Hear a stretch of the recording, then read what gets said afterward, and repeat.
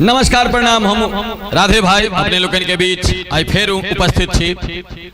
आई किछ हमरा मन में दोसर तेसर तरह गपशप है के अहाँ सब जनै छियै महिला लोकन जे होइ छथिन हुनका सबके सीरियल से बड़ प्रेम रहे छै।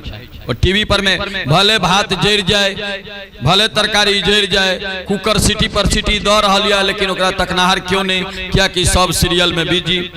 तक हम सोचलिए जे अगर मान लिया कुकुर के ऊपर सीरियल बनते, कुत्ता के ऊपर, तब वही सीरियल सबके नाम की रहते। जना अखन हिंदी में चल रहा है, अगर कुकुर के ऊपर ही सीरियल होते तो कुकुर के ऊपर होते सीरियल तब की नाम होते जना यहाँ में घर घर भौंकी। हाँ सब अब अंदाज लगबे यहाँ सब ये कौन सीरियल के नाम छले। यहाँ में घर घर भौंकी, काट खाना साथिया, काट खाना साथिया, अगले जन्म वही पिल्ला ही दीजे, अगले जन्म मोहे पिल्ला ही दीजे, मैं कुतिया तेरे आंगन की, मैं कुतिया तेरे आंगन की। हम पहले कहलो जब कुकुर पर में सीरियल होते तो कर नाम कहने थे। अब हम जे सीरियल के नाम बाज रहल छी वैसे अहाँ के ओरिजिनल सीरियल के नाम जरूर दिमाग में होबत है।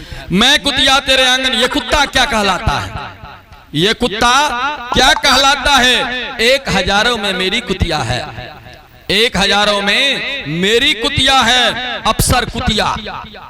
इस कुकुर को क्या नाम दूं, इस कुकुर को क्या नाम दूं, बड़े कुत्ते लगते हो। अब वहां सब याद है बड़े कुत्ते लगते हो। कुत्ता और कुतिया हम, कुत्ता और कुतिया हम, डांस कुकुरिया डांस, सीरियल एल रहे, डांस कुकुरिया डांस, पवित्र पिलिया, पवित्र पिलिया, कुतिया बधू, भौंक के आजा, इस सब सीरियल के नाम छे।